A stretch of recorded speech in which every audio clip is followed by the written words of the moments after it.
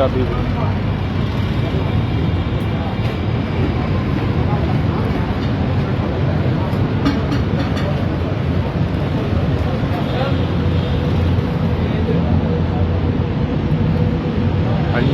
ہنجروال میں المشہور فضل کولو والے. یہ بالکل ایک مختلف سی چیز ہے کہ کولو کا اونٹ ہے، یہ کولو کا بیل نہیں ہے. اور کیسے یہ راؤنڈ میں چل رہا ہے اور یہ اس سے اس وقت تیل نکال رہے ہیں اس کولو سے. بہت پرانی دکان ہے.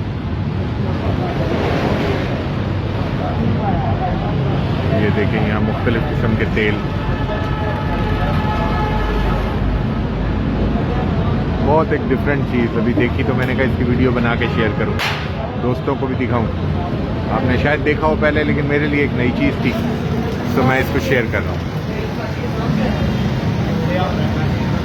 یہ ہنجروال بازار ہے جسے یکا بازار بھی کہتے ہیں.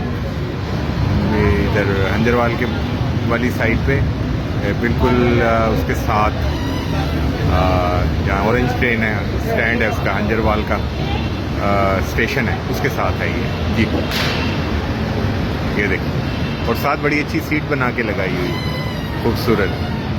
واہ، اس پہ بیٹھ بھی جاتا ہے کبھی کبھی کوئی. فضل کولو. شکریہ.